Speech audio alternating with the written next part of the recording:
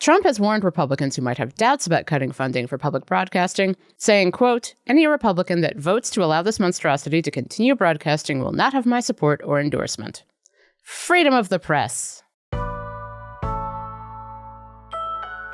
It's Thursday, July 17th. I'm Jane Coaston, and this is What A Day, the show that was going to ask why President Donald Trump keeps being so weird about disgraced financier and sex offender Jeffrey Epstein, but then saw that Trump wants Coca-Cola to use real sugar in Coke, and now is totally back on Team MAGA. Finally, America has returned. Except that Coca-Cola hasn't confirmed this is happening, but, quote, appreciates Trump's enthusiasm for the matter. On today's show, PBS Kids says new episodes of Daniel Tiger could be at risk because of President Trump's rescissions package. And Vice President J.D. Vance travels to Pennsylvania to tout Trump's BBL. That's big, beautiful law, not Brazilian butt lift, unfortunately. But let's start with the economy, and specifically the Federal Reserve. Yes, the Federal Reserve. It'll be fine. We can do it together. Jerome Powell is the chair of the Federal Reserve, and President Trump is very mad at him. He even reportedly had a letter drafted to fire Powell and asked Republicans this week if he should do it. Never mind the fact that just 2 months ago, the Supreme Court strongly suggested the president can't touch Powell until his term ends next year, unless he has reason to fire him. Speaking from the Oval Office Wednesday, Trump refuted any plans to oust Powell, while still leaving himself some wiggle room, of course. I don't rule out anything, but I think it's highly unlikely unless he has to leave for fraud. Sure. But Trump is still mad at the Fed chair. He's downright flummoxed that Powell even got the job in the first place. He's a terrible Fed chair. I was surprised he was appointed. I was surprised, frankly, that Biden put him in and extended him. But they did.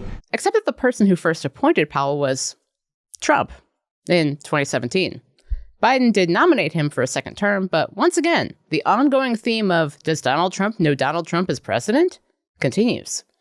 Anyway, the actual reason Trump is so upset with Powell is because he wants Powell to lower interest rates. Like he really, really wants him to lower interest rates to 1%.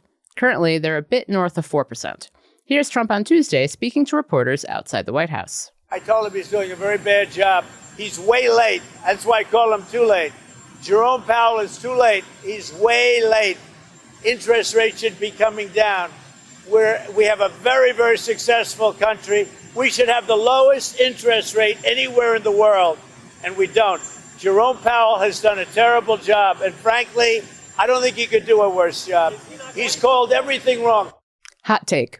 Too late is definitely his weakest nickname. It's no Lion Ted.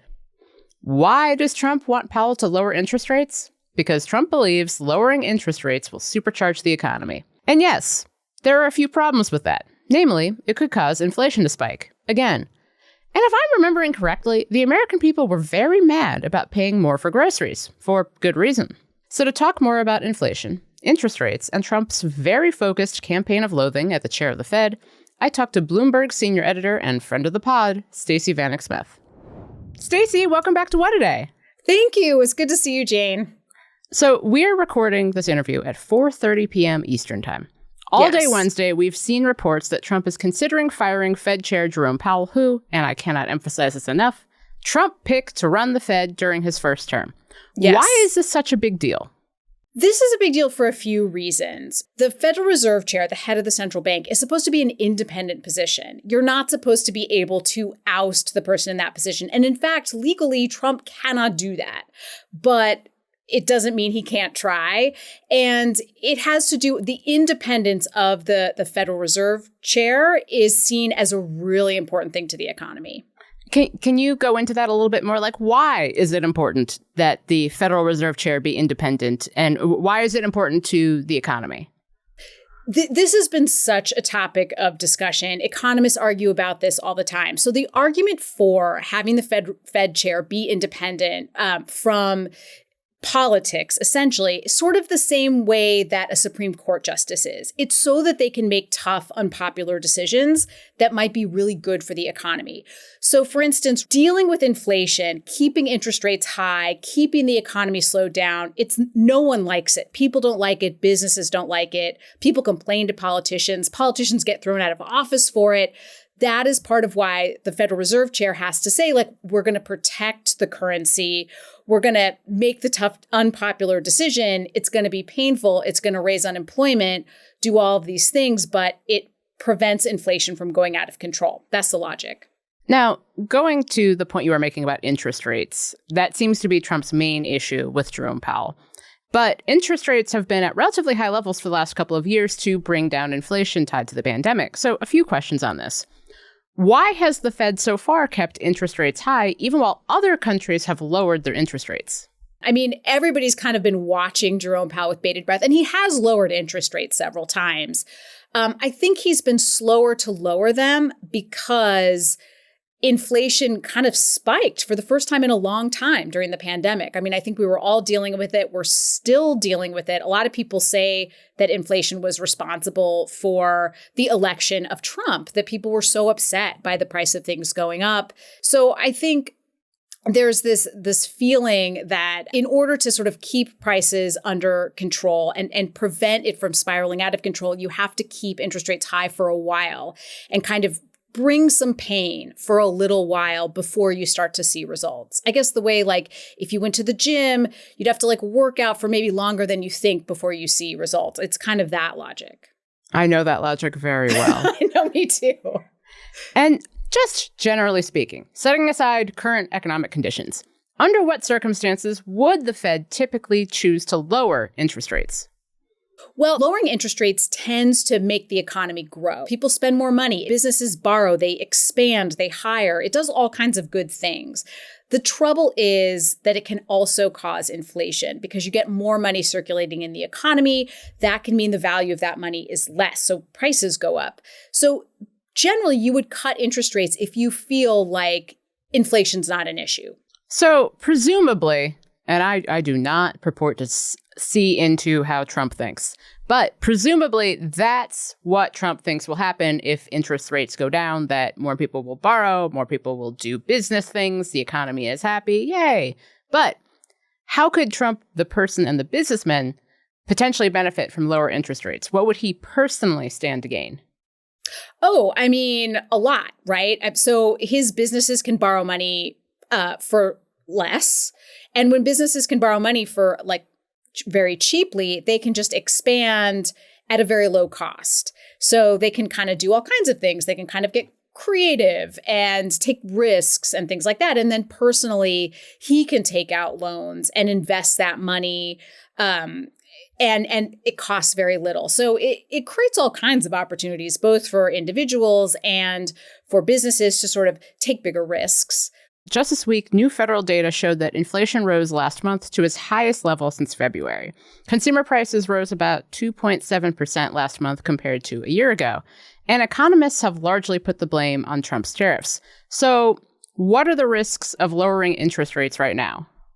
The risk of lowering interest rates is that you have another thing pushing up prices. So I think we are potentially starting to see tariffs pushing up prices because there are certain things that are very sensitive to tariffs because we import a lot of them. That would be things like furniture, toys, clothes. Prices of all those things went up, especially, and food too. The issue is too, if then there's more money in the economy, that will push prices up because supply, if there's more demand, it increases the supply. So suddenly inflation starts to tick up and we start to see things cost more, both because of tariffs and because people have more money to spend because there's more money kind of in the economy. And those two forces together, that could create kind of a situation where there are two things pushing up prices, which could be potentially really bad. Now, you are the person who explains how the economy works to me. And one thing I currently do not understand is that a lot of people, we talked about it on the show a couple of months ago, we're talking about how tariffs were going to be very bad for the economy. But since tariffs have been put into place now, not all of them, because a lot of them have gotten postponed, the economy has remained relatively steady since Trump returned to office, even with tariffs. And Trump said on Truth Social last week, quote, "The fake news and the so-called experts were wrong again. Tariffs are making our country boom." Boom is in quotation marks. I don't know why. But is he right? Have the experts been wrong? Or is it just way too early to tell? He's not wrong. I mean, I would say I was one of the people who thought prices were going to go up right away because of tariffs, and that just hasn't happened. But there are a couple potential explanations for this. One that you hear a lot is stockpiling. So companies kind of knew that these tariffs were coming, and a lot of them basically stockpiled as much as they could so they wouldn't have to raise prices. Like Apple famously airlifted all these tons of iPhones into the US right before the tariffs took effect. And so we have a few months of runway before we see tariffs because stores have all this extra inventory. So that's one explanation. The other one is I've been talking to a lot of small businesses. A lot of them feel like they cannot raise prices. So they're trying to find other ways to absorb these costs into their business. I was talking to one woman who owns a bakery in Los Angeles, and she was saying that she's just trying to find recipes that don't use cocoa and don't use vanilla because those are two things that she imports and that are getting more expensive. So she's just trying to find a way to make things that are cheaper or make mini versions of things because she just does not feel like customers will pay more. So that's another explanation too. No cocoa and no vanilla. I'm know. sorry. I don't really know where you go from there. But I don't know. I don't know. But inflation was such a political albatross for the Biden administration. That was something people said over and over and over and over again from basically the entire time of his term. Is there any reason to believe inflation wouldn't be an albatross for the Trump administration, too? I mean, my instinct would be to say yes. I mean, there's one thing people are sensitive to, it's prices going up. And that is, that will get a politician kicked out of office faster than anything because, this affects every day of our lives. You get a raise, you're all excited. Well, all of a sudden the price of everything's going up and your raise doesn't mean anything. Or you don't get a raise and suddenly you're just watching your savings kind of dissolve. And inflation is really, really, really destructive.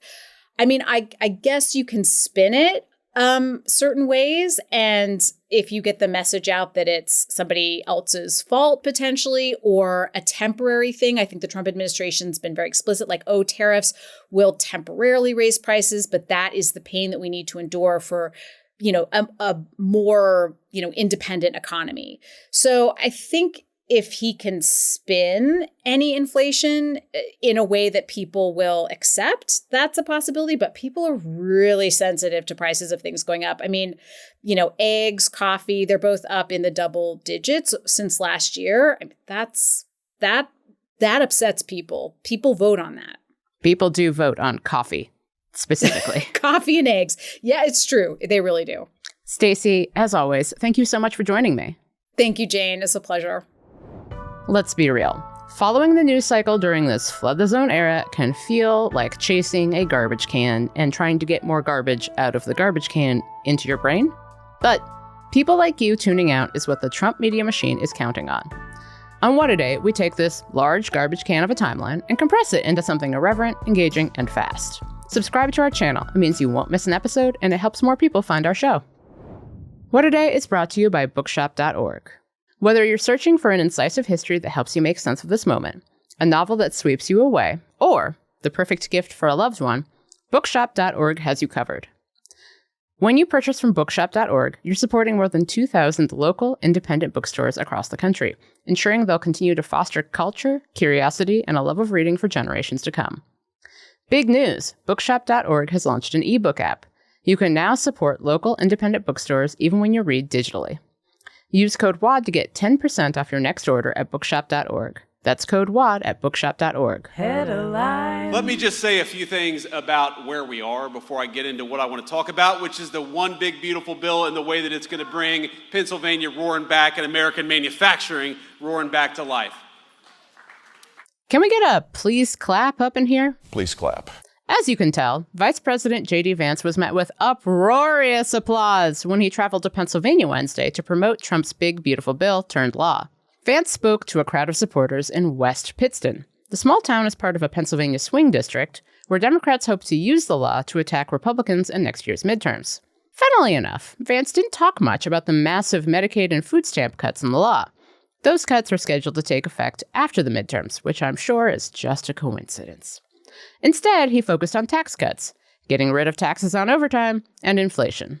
I'm really excited about the fact that for the first time in a very long time, Workers' wages are rising faster than inflation. You're able to buy more, you're able to do more, and we're just getting started. Vance, of course, left out the part where that gap between inflation and wages is getting smaller, leaving Americans with less disposable income. Vance's trip to Pennsylvania is the first attempt by the administration to counter negativity about the spending package. Trump told NBC last week he probably won't do much promotion of the bill because, quote, "It's been received so well, I don't think I have to." But more than 60% of Americans oppose the big Republican spending law debacle disaster adventure, according to a CNN poll conducted by a research firm called SSRS. The Senate's vote-a-rama is underway, and up for debate are budget cuts to foreign aid and public media. If President Trump's rescissions bill makes it through Congress this week, it would take back more than $1 billion already allocated to the Corporation for Public Broadcasting, which funds PBS and NPR. The move would disproportionately affect people in rural areas, many of whom rely on their member stations as the only source of local news. Sarah DeWitt, Senior Vice President and General Manager of PBS Kids, spoke to What A Day's newsletter writer, Matt Berg. This is an incredibly fragmented media landscape right now. It's really hard to break through. It's really hard to remind people that there is still this free educational resource that's really good for kids. And it's going to make it harder for us to tell that story. DeWitt said that while PBS Kids has an impressive library, creating new shows would be difficult, which could affect their ability to keep PBS Kids current in a constantly changing media environment. She also said the budget cuts could jeopardize their ability to make new episodes of existing programs, like the incredibly popular Daniel Tiger. DeWitt told us PBS Kids is already facing an existential crisis after Trump's education department cut other forms of funding, like the Ready to Learn grant, which provided PBS and NPR with $23 million to create educational shows and games. Trump has warned Republicans who might have doubts about cutting funding for public broadcasting, saying, quote, "Any Republican that votes to allow this monstrosity to continue broadcasting will not have my support or endorsement." Freedom of the press. The Trump administration sent 5 migrants to the Kingdom of Eswatini, a country in southern Africa, on Wednesday. None of the migrants are from Eswatini or have any ties to the kingdom. The migrants are from Vietnam, Jamaica, Laos, Cuba, and Yemen. And in case your geography is rusty, none of those countries are in Africa. In June, the Supreme Court cleared the way for these, quote, third country deportations by lifting an order from a federal judge in Boston that would have required migrants be given a chance to challenge their deportations. The Trump administration claims that third country deportations will be reserved for some migrants, mainly those from countries that won't take their citizens back either due to a criminal history or a lack of diplomatic relations with the U.S. The White House has fired 50 immigration court judges in the last 6 months. And according to the union that represents immigration court judges, 17 in the last week. The union claims that the most recent firings were issued without cause. There's currently a backlog of about 3.5 million cases in the immigration courts.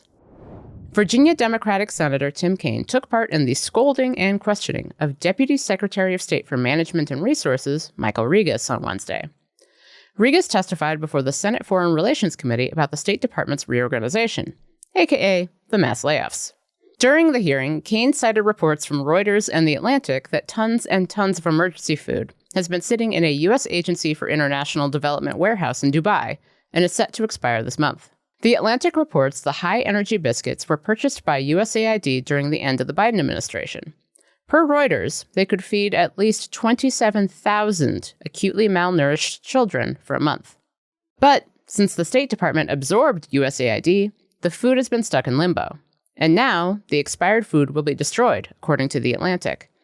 That's despite numerous reported requests from federal workers to ship the biscuits to other countries in the region while they are still viable. Kaine railed against Regas over why nothing was done to distribute the food months ago. Why has the State Department decided to burn it rather than distribute it to starving children?